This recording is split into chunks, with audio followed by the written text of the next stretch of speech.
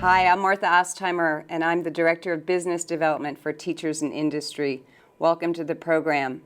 Today I'm going to be talking about the construction of your business resume and the importance of the resume, and then I'll also refer you to some additional information that's on the web page that might get you thinking about skills that you might want to include on your particular resume.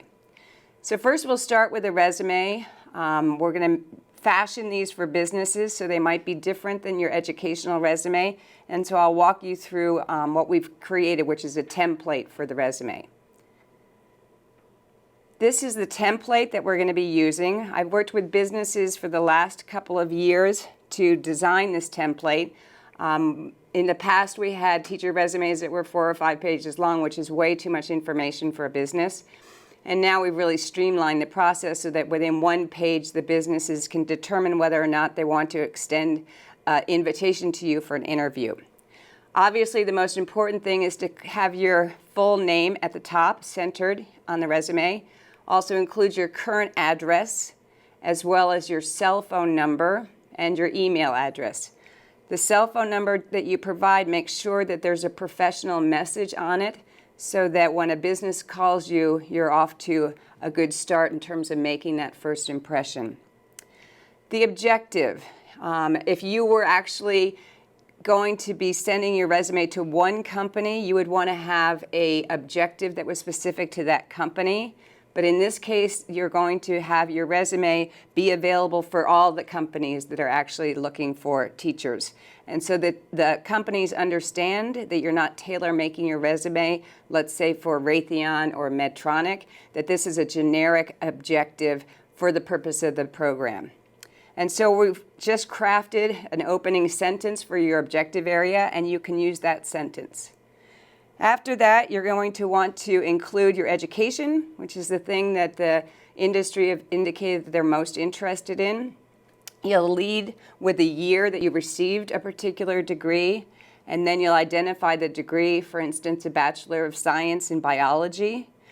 Include a minor if you have one. For instance, a minor in chemistry would be very interesting for a bioscience company that might want to have you have both of those backgrounds. You'd want to include any distinctions that came with your degree, so magna cum laude would be one. You can also put down the other distinctions that you have. You may have graduated with honors, and that would be important to include. After you have those distinctions, you want to identify by name the college you graduated from and the city and the state where the college or university was located. You can also include other honors, for instance, Phi Beta Kappa, which would tell a potential employer that you had a grade point average that was above, I think it's 3.5 or 3.6. And also you can include the years that you were on the dean's list. Just one thing I'd say about that is you want to have the inclusive years, and if it was, let's say, just 1 year, I might not put it down because that points to the fact that you didn't have dean's list the remainder of the 3 years. Okay, other relevant STEM coursework you want to put in, for instance, if you did 4 courses in computer science, but you graduated with a degree in biology, I would include the computer science courses because those will be of interest to STEM industries.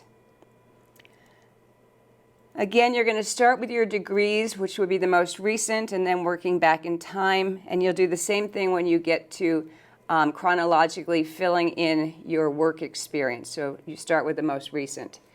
You identify what you teach, the name of the school, and then the years that you have been teaching at that school. So for instance, 2009 to the present.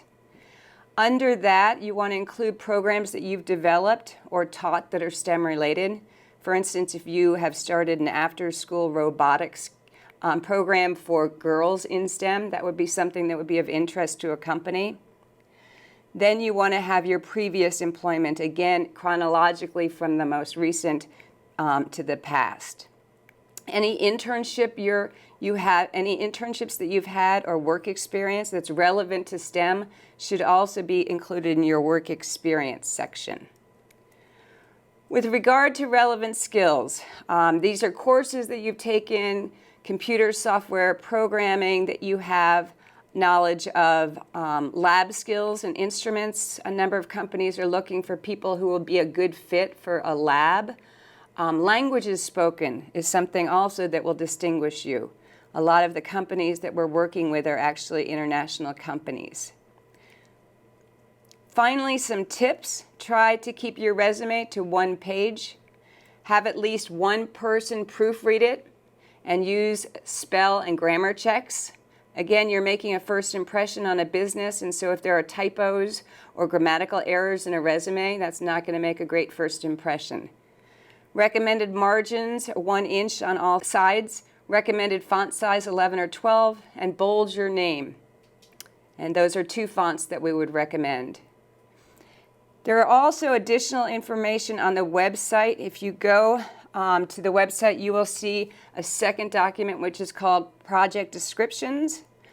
And project descriptions will give you descriptions of projects broken out by industries. And so you can look at the kinds of skills that would be required of those positions, and it might help you to think about the skills that you want to include on your resume in the relevant skills area. Again, the way the process works is once we have your final resumes, which we'll work on during the orientation, we'll be matchmaking you with companies that are looking for the skills that you actually have. And then we'll be sending out your resumes for consideration by the businesses. Businesses usually are given 2 or 3 resumes to consider, and they may only actually invite in 1 candidate for an interview. So the goal of the resume is to get your foot in the door and to have that first meeting with a company. So we'll talk more about this in the orientation, but good luck and think outside the box in terms of putting your resume together.